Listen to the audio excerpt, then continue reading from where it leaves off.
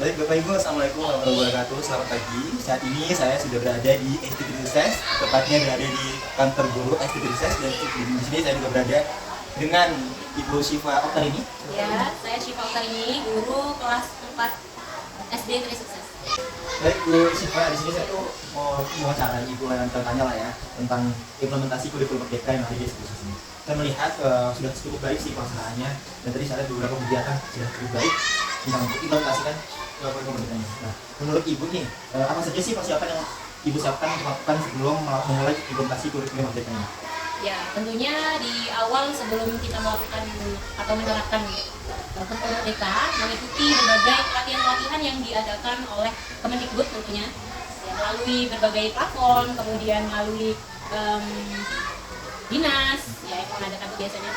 Nah, setelah mengikuti pelatihan itu, saya banyak belajar dan membaca berbagai sumber tentang kurikulum merdeka, yaitu tentang modul ajar dan lain sebagainya. Kemudian ya selain itu saya mencoba mengembangkan modul ajar, silabus dan lain-lain.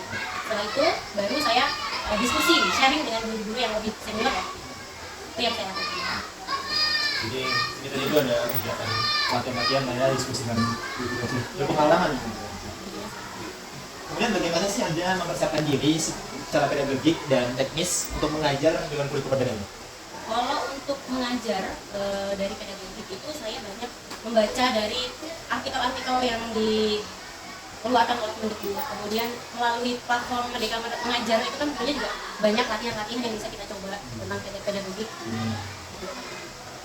Terus kalau ada nggak sih pelatihan khusus yang Ibu ikuti terkait dengan kurikulum merdeka ini? Jika ada, coba seberapa efektif sih itu kegiatan-kegiatan itu? Menurut saya sangat efektif ya. Karena itu kan sangat membantu kita untuk menambah ilmu kita, untuk meningkatkan kemampuan kita untuk meningkatkan belajar mengajar anak-anak kelas. Sangat efektif.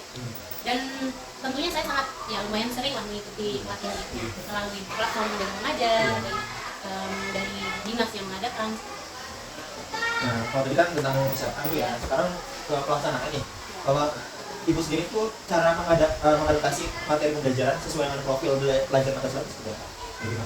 Kalau saya mengimplementasikan profil pelajar Pancasila itu melalui sebuah proyek ya. Jadi di dalam kelas itu saya adakan sebuah kelompok-kelompok ya. Kemudian mereka saya berikan sebuah proyek seperti contohnya materi PKN ini ya, tentang persatuan. Nah, saya berikan sebuah proyek berupa mereka menempelkan sebuah gambar-gambar yang isinya itu berbagai suku, agama, dan budaya.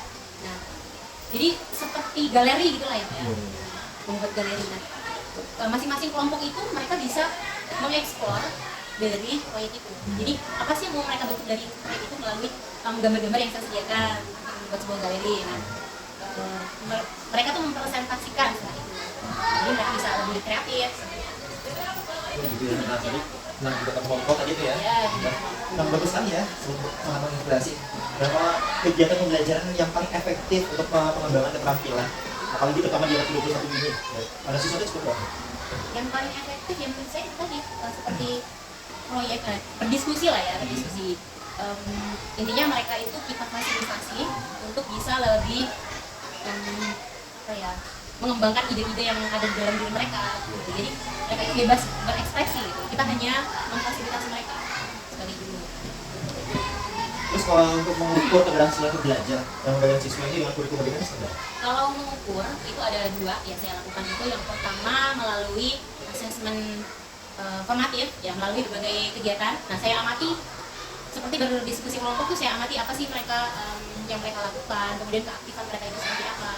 Yang pertama, yang kedua melalui sumatif. Jadi di setiap akhir materi atau bab saya berikan soal-soal untuk mengukur kemampuan mereka. Jadi ada dua yang dia adalah formatif sama Yang kedua sumatif. Ya. kalau tadi kan udah berapa dari pasangan.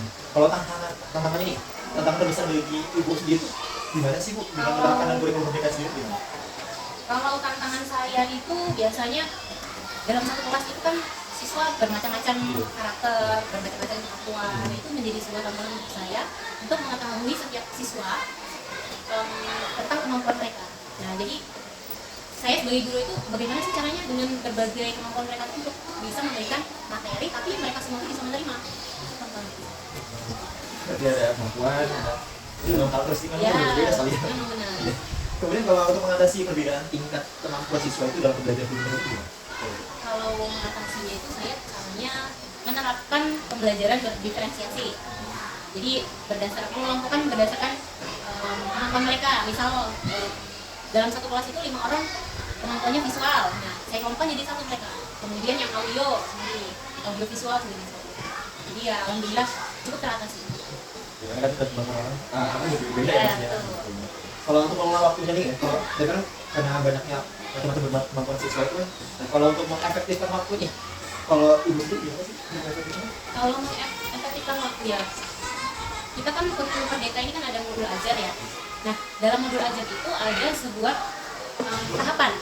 Ada tahapan pembuka, kemudian materi atau pembelajaran inti, dan penutup. Nah, di situ dari sebelum kita memulai pembelajaran dari modul ajar itu kita tentukan. Kemudian apa namanya? Pembuka berapa menit, inti berapa menit, kemudian penutup berapa menit, nah, sehingga kegiatan pembelajaran ini bisa efektif kita laksanakan dan materi itu bisa tersampaikan semua. Nah, kalau dari kan tantangannya sekarang mau tanya kan tadi kan bedanya antara tantangan dan hambatan. Ya. Dan sebuah kegiatan itu pasti nggak selalu selesai. Dan sekarang kalau hambatan yang paling sering ibu temuin itu Hambatannya ini tentunya kalau di setiap sekolah ya mungkin rata-rata sama ya, mungkin beberapa sekolah saja yang mereka sudah bisa mengatasi hambatan mereka. Kalau di SD Trisisa ini yang saya temui itu tentang sarana prasarana. Jadi sarana prasarana di SD Trisisa ini ya lumayan kurang kalau menurut saya, karena kalau kita mau menerapkan pembelajaran kurikulum mereka, kita kan perlu apa namanya yang namanya proyektor. Nah, sedangkan di SD ini kita hanya memiliki satu proyektor. Kalau kita mau menggunakan proyektor, tentunya akan tidak bisa setiap hari kita gunakan karena kelas lain juga membutuhkan. Hambatannya itu sih. apalagi kalau misalkan ada pergerakan gitu ya, Iya. yang sering banget. Jadi kita harus membuat jadwal Iya. agar bisa bergiliran mereka lagi. Terus kalau kendala yang terkait dengan sarana ini, terus caranya bagaimana? Kalau untuk menentukan Ya kalau saya mengatasinya ya membuat sebuah pemberitahuan atau konfirmasi dulu terhadap guru-guru kelas lain, jadi kita bisa bergiliran mulai. Kemudian oh ya ada satu lagi sebenarnya hambatan itu yaitu media. Sekolah ini kan tidak menyediakan seluruh media yang kita butuhkan untuk melakukan belajar mengajar. Jadi untuk media ini untuk sementara ya saya sebagian membuat, sebagian ya saya bikin sendiri untuk kebutuhan saya sendiri. Solusinya media. karena kekurangan Iya. itu. Ya, karena ya media kan kita perlu banyak ya Pak ya. Iya, betul. Karena materi kan banyak. Kemudian dalam satu pelajaran aja kita membutuhkan banyak media. Itu kalau untuk mengatasi kekurangan nih, kekurangan dari tadi sumber dayanya tuh termasuk materi pembelajaran, itu gimana cara mengatasi kalau itu sendiri? Kalau untuk belajar sendiri tuh, kemudian apakah ada juga bantuan dari senior-seniornya? Oh, kalau ini kita bisa sharing pergantian dengan guru lain. Seperti kalau kelas 4 kan ada kelas A, 4B. Nah, kita bisa bertukar media. Jadi 4 yang mempunyai media apa, 4 yang mempunyai media apa, jadi kita bisa bertukar. Kemudian kalau untuk kayak tadi kita bisa bergiliran. Kemudian sound system itu kita bisa bergiliran. Yang penting konfirmasi dan komunikasi saja. Nah sih kalau Bu Syifa ini berkolaborasi dengan guru lain atau pihak yang terkait untuk mengatasi tantangan dalam implementasi pembelajaran. Kalau yang saya lakukan untuk menghadapi mencari dukungan ya terhadap guru lain itu dengan membuat sebuah kelompok kerja. Itu khusus kita lakukan untuk saling sharing tentang pengalaman kita tentang mengajar di kurikulum merdeka ini. Kemudian selain itu saya juga meminta dukungan kepada wali murid tentunya yang mungkin apa yang dihadapi siswa tentang permasalahan-permasalahan yang mereka hadapi di kelas itu saya lakukan dengan berkolaborasi dengan mereka. Kalau dukungan yang paling dibutuhkan nih dari pihak sekolah atau pihak dinas pendidikan, itu yang untuk apa diperlukan berarti untuk memperlancar kegiatan implementasi kurikulum itu apa? Ya, tentunya kalau untuk memperlancar itu kami membutuhkan pelatihan-pelatihan yang lanjut. Kemudian tentunya sarana-prasarana yang perlu dipenuhi tadi agar kita bisa lancar untuk mengajar di kelas melalui kurikulum. Supaya lebih efektif ya. Kemudian dari segi pengalaman nih, pengalaman yang paling berkesan di dalam menerapkan kurikulum merdeka lebih kalau pengalaman saya pribadi dengan melaksanakan proyek belajar kemudian mereka bisa mempresentasikan hasil proyek tersebut dengan baik, itu adalah sebuah kepuasan tersendiri untuk saya sebagai fasilitator dan mereka. Merasa berhasil lah ya. Iya. Sangat antusias. Semangat. Iya. Kemudian yang paling signifikan, perubahan yang paling dirasakan untuk diri sendiri oleh siswa setelah menerapkan kurikulum merdeka. Kalau yang saya rasakan perubahan itu yaitu yang tadinya saya hanya menyampaikan materi, tapi sekarang saya lebih ke menyediakan mereka untuk mengeksplor ide-ide mereka, untuk apa yang menyediakan lebih banyak ruang lah untuk mereka berekspresi. Terus bagaimana sih kurikulum merdeka ini mengubah peran Anda sebagai guru? Kalau peran saya sebagai guru, ya itu tadi untuk lebih menjadi fasilitator. Kemudian menuntun mereka untuk menemukan ide-ide baru dalam sebuah pembelajaran. Itu nggak selalu apa ya? Nggak sebagai Menyampaikan materi saja, Iya, tapi juga bisa. menjadi sebuah cuma nonton aja supaya lebih banyak. Iya. Kemudian dampak dari kurikulum merdeka atau motivasi belajar kita itu apa? Kalau menurut saya dengan menerapkan kurikulum merdeka ini mereka menjadi lebih bersemangat. Kemudian mereka lebih banyak berekspresi, menyampaikan ide-ide baru, kemudian berkreasi.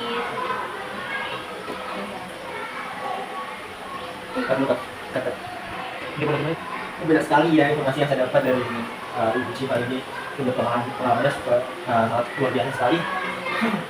Terima kasih ya Ibu Cipa sudah memberikan pengalamannya.